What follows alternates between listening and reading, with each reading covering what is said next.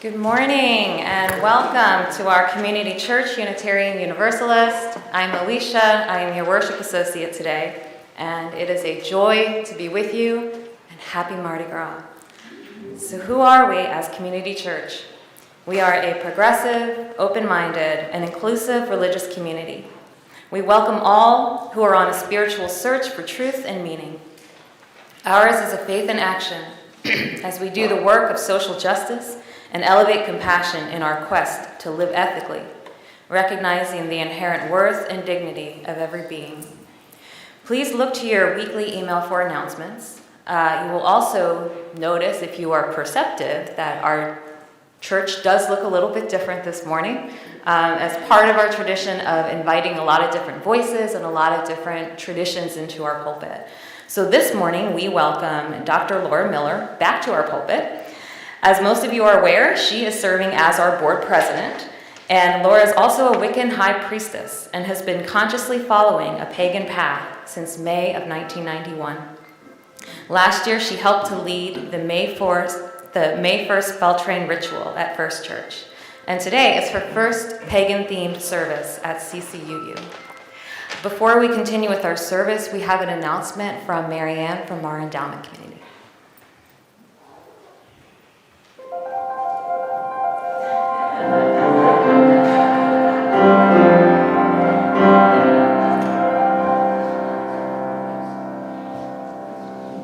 Well, thank you, Nick. Good morning, everybody. This February is designated as Endowment Month, and that's a month in which we invite people to contribute to the fund. We accept funds at any time, but we put a big emphasis on it in February. So I wanted to give you a little history about the fund, how it started. In about 1999, 2000, our member, Dr. Ira Woodstein, was very, very interested in starting an endowment fund for the church. But he was always met with the, CCU is too small, it's too poor, we can't possibly have an endowment. Well, he persisted, as they say, and he felt that all worthy nonprofit organizations really should have an endowment fund, because that would help prepare for the future. It would show stability, and a healthy endowment would be the basis for such planning. So anyway, after much work, the CCU Endowment Fund was approved by the congregation on December 7th, 2003. And its mission was to fund special projects that further the mission of the church and enhance the programs of the committees. And this also meant that not only would we help the church within, but we would also reach out to our community partners and help them, which then helps to increase the community, helps the community and the church as well.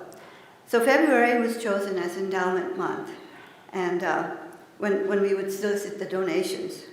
So the first solicitation in February was February 2005, and a total of $6,075 was obtained, which is pretty good. And prior to that, it already had a balance of about $7,000 from members of the committee that were putting into it. But 2005 was another important thing happened too. Katrina hit in August of 2005, and so the endowment was pretty much put on hold because we figured that all of our fundraising activities had to go into surviving and rebuilding, which is what happened. But during that time, the members of the church and of the committee would sometimes put stuff in. So it continued to grow. So by the end of 2011, 6 years after Katrina, the fund balance was $76,507, which is not bad for us not asking for money. So by the end of 2014, the balance had reached $111,346. And that gave us the ability to start soliciting for grants, which is how we are able to find out who needs help, and people put in a request, the committee reviews it, and then funds it as it can. And there are all kinds of guidelines that determine how much that it can be. So anyway, The first solicitation for grants went out in November of 2014, and the first grants were funded in 2015. So that was like, from 2012, almost 12 years before we had enough money to start. But ever since 2015 to 2023, the endowment has been giving out funds, both for the community and for the church. So from 2015 to 2023, the endowment has funded 31 grant proposals for a total of $43,372. So 10 of these grants went to community church, and it funded a lot of the audio-visual stuff that we have, the computer stuff that we have. It funded the playground. I think there's going to be an awning, bike rack, things for the handicap in the bathrooms, things like that really help but weren't in the budget. And then 21 of the grants have gone to 9 different community partners that we have, which means that we fund some partners more than once, of course. And our biggest partner, I think I could say, are the Red Flame Hunters, the Mardi Gras youth group. And we have funded them every year since the beginning.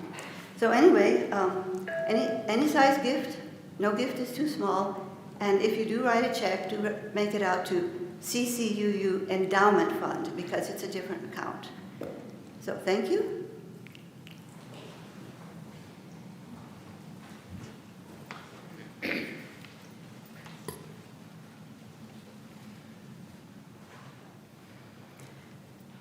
We acknowledge and pay tribute to the original inhabitants of this land. The city of New Orleans is a continuation of an indigenous trade hub on the Mississippi River, known for thousands of years as Bulbancha. We recognize that as a result of broken treaties and involuntary removals, Native Americans were often forced from their lands. We remember and pay respect to the communities impacted by these actions. Native peoples have lived on this land since time immemorial, and the resilient voices of Native Americans remain an inseparable part of our local culture. With gratitude and honor, we acknowledge the indigenous nations that have lived and continue to thrive here. And let us now prepare for our worship with our chalice lighting. It is Community Church's custom to light a chalice, invoking hope and eternal truth to our worship. So please join us in singing "We Light This Flame." The words are printed in your order of service.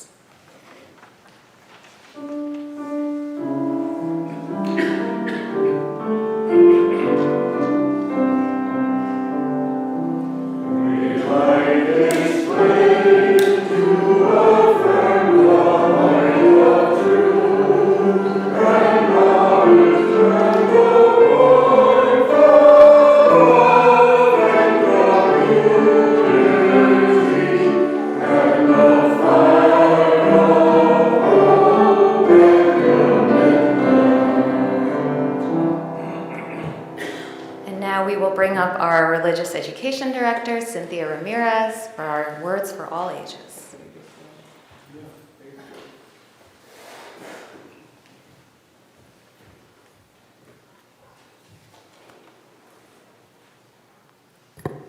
Good morning, everyone. Good morning. Ooh, it's hard getting here this morning because it's crew de vue last night, so we will do as we do. So, in honor of Laura doing her speech here, how the moon became beautiful. The moon is very beautiful with his round, bright face, which shines with soft and gentle light on all the world of man. But once there was a time when he was not so beautiful as he is now. 6,000 years ago, the face of the moon became changed in a single night. Before that, his face had been so dark and gloomy that no one liked to look at him, and for this reason, he was always very sad. One day, he complained to the flowers and to the stars, for they were the only things that would ever look in his face. He said, "I do not like to be the moon. I wish I were a star or a flower. If I were a star, even the smallest one, some great general will care for me. But alas, I am only the moon, and no one likes me. If I could only be a flower and grow in a garden where the beautiful earth women come, they would place me in their hair and praise my fragrance and beauty. Or I could even grow in the wilderness where no one could see. The birds would surely come and sing sweet songs for me. But I am only the moon, and no one honors me. The stars answered and said, "We cannot help you. We were born here, and we cannot leave our places. We never had anyone to help us. We do our duty. We work all day and twinkle in the dark night to make the skies more beautiful. But that is all we do," they added, as they smiled coldly at the sorrowful moon. Then the flowers smiled sweetly and said, "We don't know how we can help you. We live always in one place, in the garden, near the most beautiful maiden in all the world. As she is kind to everyone in trouble, we will tell her about you. We love her very much, and she loves us. Her name is Sai Noir." Still, the moon was sad. One evening, he went to see the beautiful maiden, Sai Noir, and when he saw her, he loved her at once. He said, "Your face is very beautiful. I wish that you could come to me and that my face would be as your face. Her motions are gentle and full of grace. Come with me and we will be one and perfect. I know that even the worst people in all the world would have only to look at you and they would love you.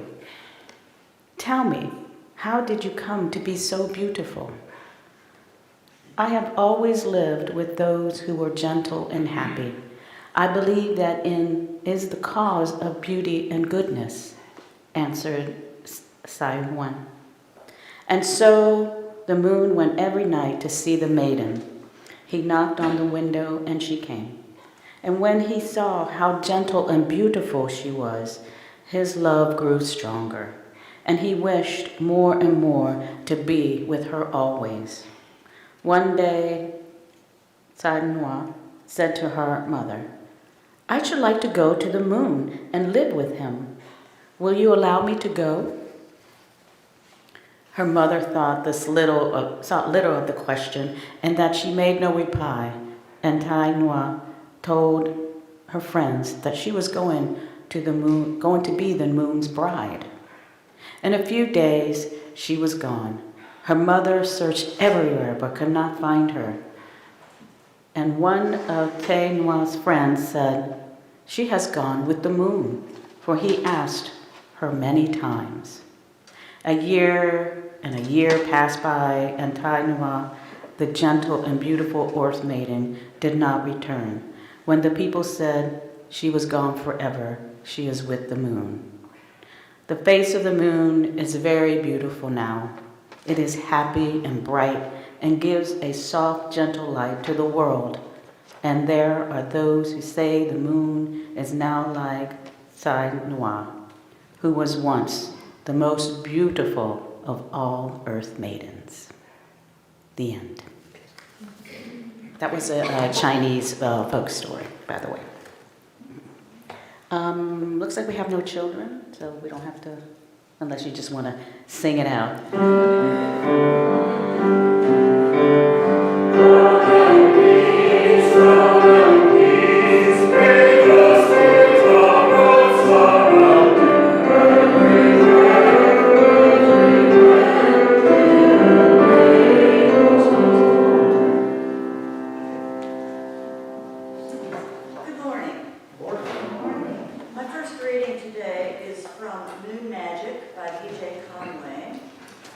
Wait. We can't hear you on. Okay. The microphone. You have a microphone. I think I see one. You want it a little more than that, you? Maybe right in front. Can't you cast a spell or something? I'm not good with That's technology, it's more natural. It's a different thing. Okay, testing. Testing. It's falling. Okay.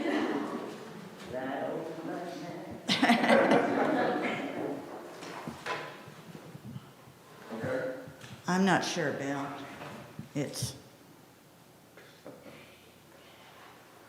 Just relaxing.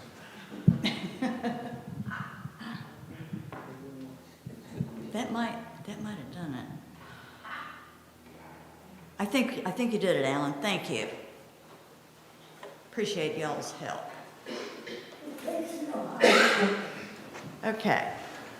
We can't escape the influence of the moon and her powers, even if we don't consciously believe in them. The collective unconscious or universal mind still holds all the old information from our own past lives and those of our ancestors. The moon knowledge of all those ancient civilizations still can affect our subconscious thinking and our lives in subtle ways. Each human, however, can learn to deliberately access this portion of the mind through deep meditation, and therefore be more aware of how it is influencing life. Add this to the fact that the physical moon affects our bodies and emotions, and it seems rather absurd not to work with the flow of power instead of against it. Life is difficult enough. Why not use moon magic to smooth the path a bit?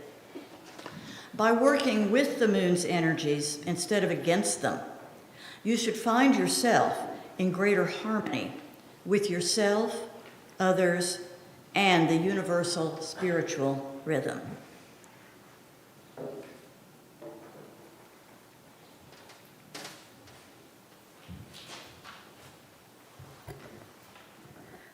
So now is our sacred time of joys and sorrows. If you have a need to share with this community, whether it be expressing something that weighs heavy on your heart these days, or letting us know what reason there is to celebrate, you can write it on the note cards to be read out loud after our musical interlude. You can type them in the chat box if you are online, or you can also stand up and share them with our community after we sing. You may remain seated for our hymn, which is 157, Step by Step, the Longest March.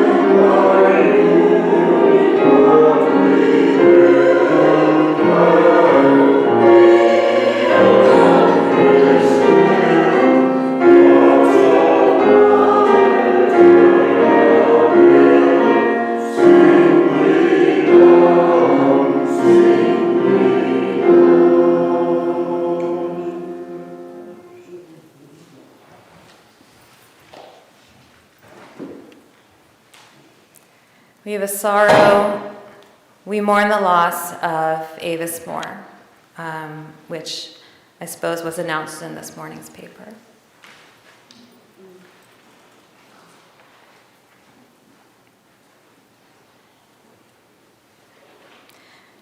From Jim, joy that our community welcomes and honors all forms of diversity.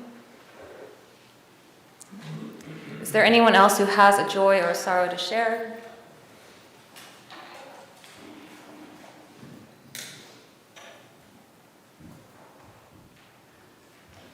Well, 51 years ago today, Reverend Albert Orlando pried himself up out of his sick bed, came over to Marilyn's parents' house and tied the knot for us. And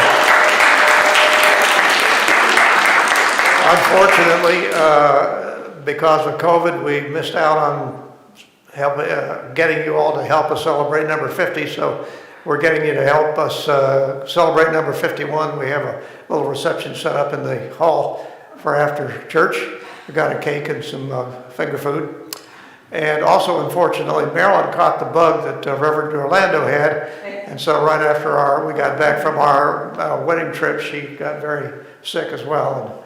And that's something she always remembered that she shared with Albert in his lifetime. So, and if anybody would care to know the secret of a long and happy marriage, you can just ask us, and we'll be happy to share the secret with you after church.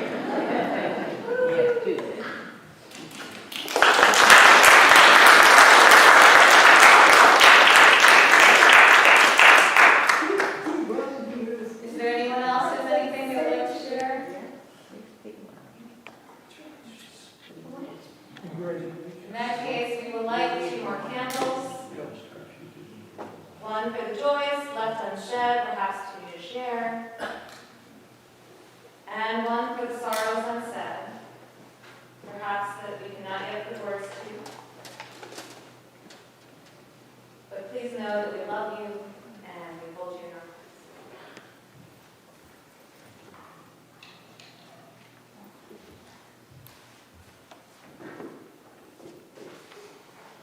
My second reading is also by D.J. Conway, and this is a poem called The Moon Song.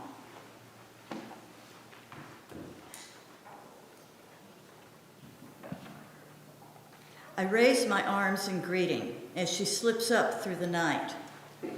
The rounded moon of mystery, a glowing silver disk of light. My spirit answers to her call and longs for wings to fly, that I might seek her secret place, whose symbol is the sky. A place of hidden secrets, of sacred mysteries old, a place I knew in other times, in temple wisdom no more told. I struggle to remember all the things I learned before, the forgotten mysteries of the moon, the goddess and her lore. Although my arms reach skyward, I turn inward toward her voice. I tread the inner labyrinth, trusting in my choice. Seek not without, but deep within. The words are soft and clear. Keep faith with me for 13 months, the mother's sacred year. I watch her through her cycles, as I did in lives before, and follow down her moonbeam path to the secret inner door. Welcome to a change from our usual Sunday service. I will be sharing some moon lore, history, and then we'll do a full moon ritual, which will draw on Wiccan practice, though it won't be a full ritual like I would do in a strictly pagan circle, just FYI. So, here goes. While many, if not most, Unitarian Universalists are strong believers in science and dismissive of such practices as astrology, allow me to present a concept that actually includes both. When I was 18 years old, I was of the opinion that while astrology was interesting and entertaining, it had no basis in concrete reality. Then an acquaintance pointed out that our bodies are mostly water. And if the moon could influence the tides, why not allow for heavenly bodies' influence upon ourselves, particularly in the area of natal astrology? After all, not only are we mostly water in our own bodies, but before birth we float, as it were, in even more water. Ever since that insight, I have not been so dismissive of astrological concepts. Other science has noted additional moon relationships. Geophysicists at MIT have noted that earthquakes are more prevalent during high tides. A Japanese study noted that male taxi drivers were prone to accidents during particular moon phases, different ones for different men. You are also likely familiar with farming and gardening practices related to the moon, and that crime waves often occur during full moons. Archaeology tells us that as early as 20,000 BCE, there were calendars based on the moon. In fact, lunar calendars preceded sun or solar ones. It was easier to follow the changes, and women in particular recognized the patterns with their own menstrual cycles. It is understood that it was women who created these first calendars. Various modern cultures still operate on lunar calendars, such as the Jewish and Muslim religious calendars.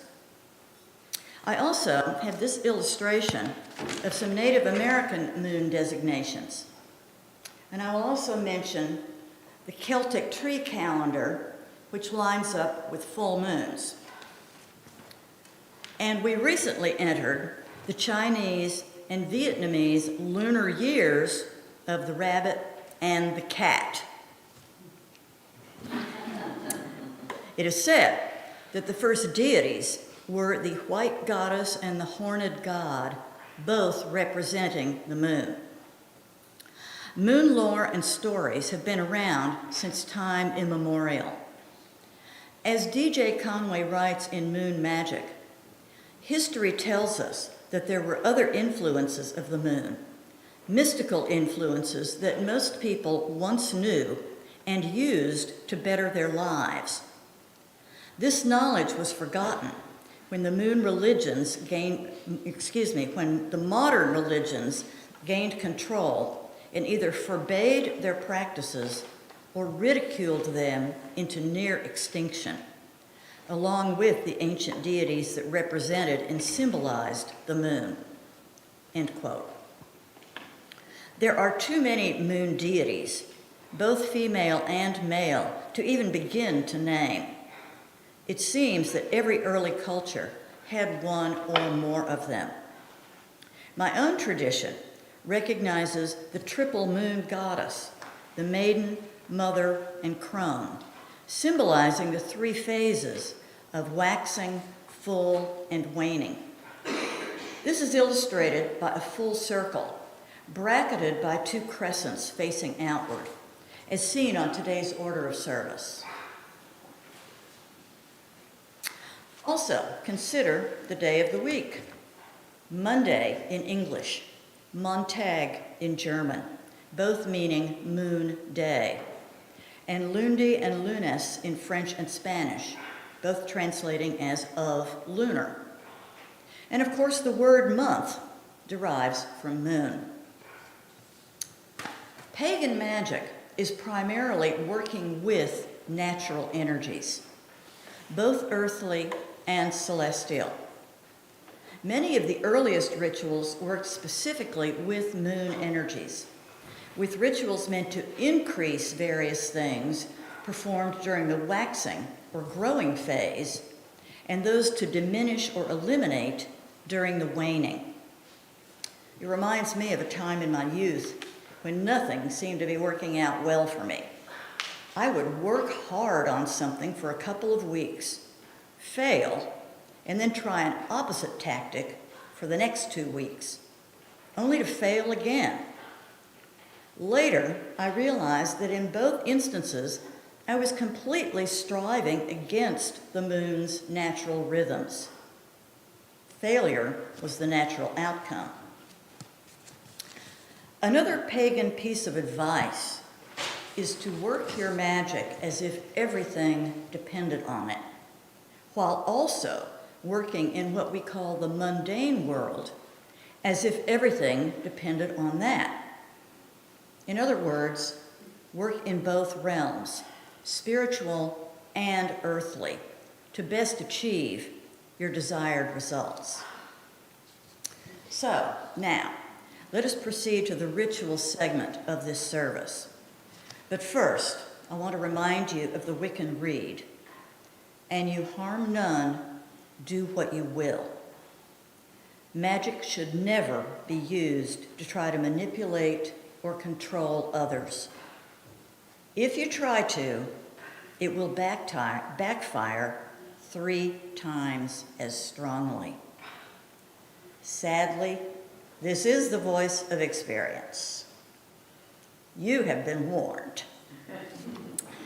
I now invite you to think of something in your life that you would like to diminish or eliminate over the next couple of weeks until the new moon moves us into the next phase on February 20th at 1:06 in the morning local time. I'll ask you to write it on a slip of paper, which I will pass out.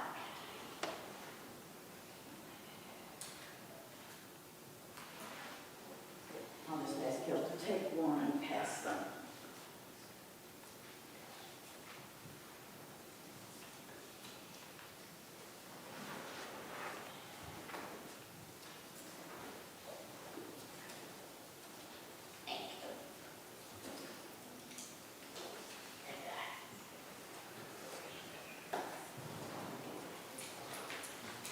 While you all are thinking and writing, I'm going to explain our altar here. You'll notice that there are 4 corners which I have angled as best I can figure in the 4 directions. And we've got symbols on each of the corners symbolizing the 4 elements: fire, water, earth, and air. The air is the incense in the cat holder. Obviously, the candle is the fire, and the water in the pitcher, and the crystal is the earth. So I am going to go ahead and light the candle and the incense while you all are doing your writing. Something that you want to eliminate or diminish over the next couple of weeks, something within your own life. Pardon? How long did you say? Something that you want to reduce, eliminate over the next couple of weeks within your own life. Okay? Sure.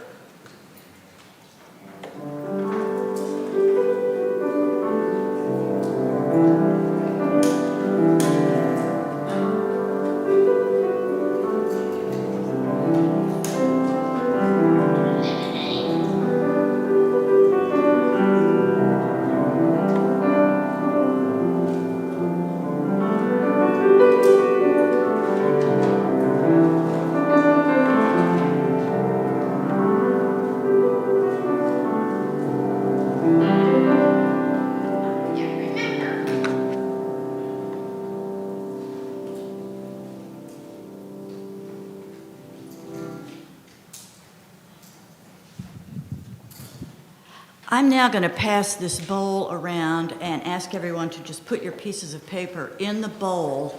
Then we will do some raising of energy to send energy into the bowl and into the wishes and the things that you have expressed.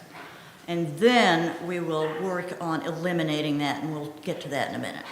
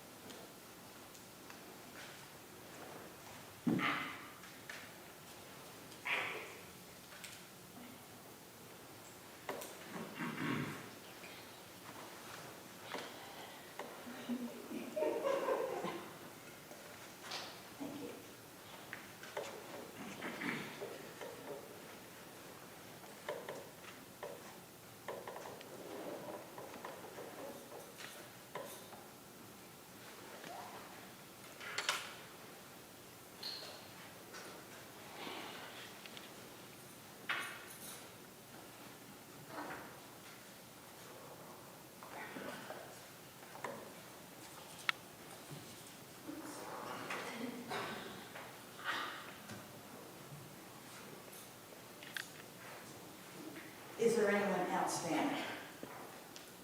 Y'all are all outstanding. I think you know what I meant. Okay. Okay, I believe we're going to have some musical accompaniment for raising some energy. And what I want everybody to do, I'll give you the signal, Nicholas, when we're ready to start the music. Take a few deep breaths. Rub your hands together. You can feel the warmth by doing that. Once you feel nice and warm in the palms of your hands, capture that energy, hold it, and then send it into the bowl. Now, I invite anyone who would like to join me in making a circle around in this area. We're going to go around 3 times while Nicholas gives us some good energetic music to get that energy really in there. So if anyone would like to parade with me, we'll get going in this direction.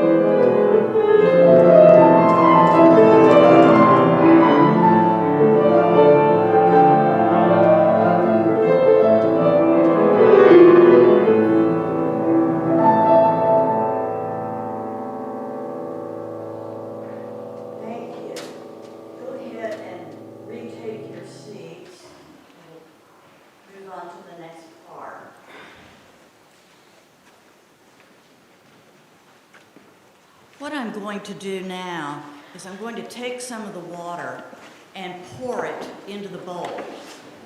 And the idea that moon energy ties in very closely with water is part of this idea, but also it's the idea of cleansing and getting rid of the stuff that you want to get rid of, which you have put into the bowl. And it's also kind of your assurance that, no, I'm not going to read anybody's stuff. I don't know what's in there. It doesn't matter. That's between you and yourself.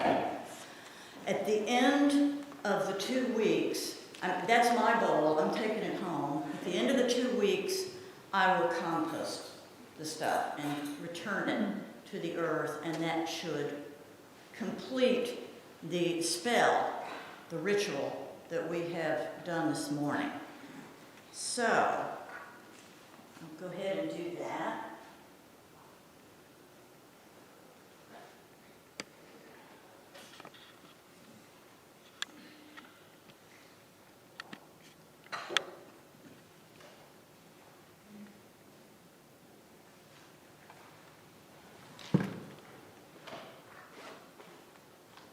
And we're now ready for the next section of our service with Felicia.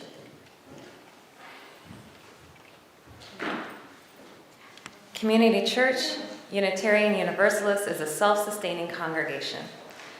Members and friends generously help us do the sacred work of bringing justice, spirituality, and compassion to our community and beyond. You can give online at our website, ccuunola.org/stewardship, or by text at 504-370-2659. You can text the word give. And you can also send us a check at 6690 Fleur-de-Lis Drive, New Orleans, 70124. You can remain seated for our next hymn, which is number 17. Now that we're in the month of February, our collection is staying in-house, so it will be benefiting CCUU, but also our endowment fund.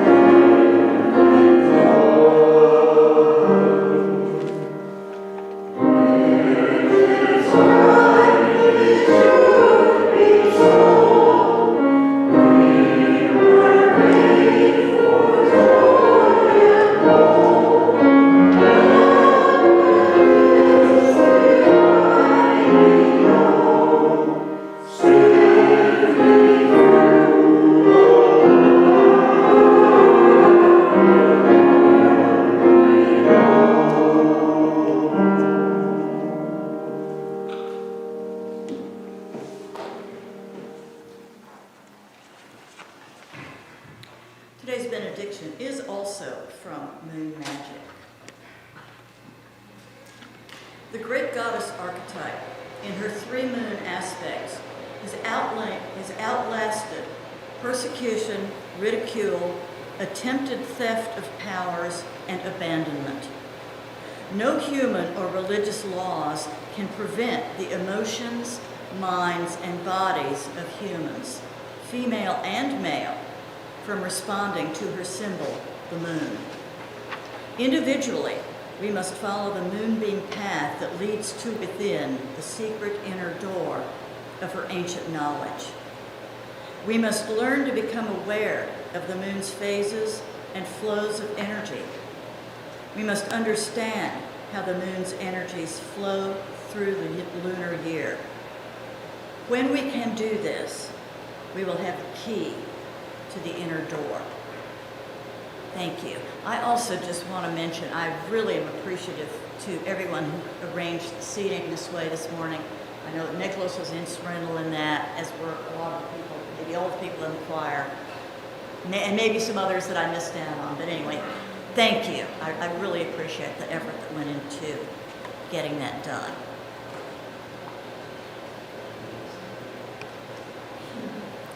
If you would like to read the chalice extinguishing along with us, it is printed in your order of service. We extinguish the chalice. That it might both be